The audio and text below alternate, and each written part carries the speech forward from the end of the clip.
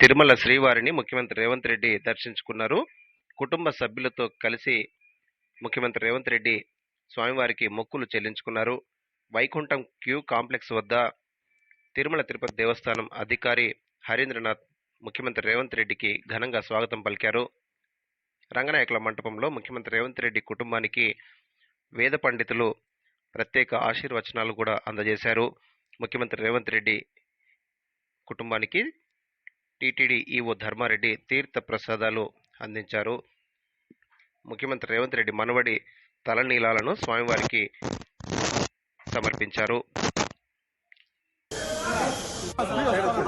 అంతే దగ్గరికి పోతున్నా దూరంగా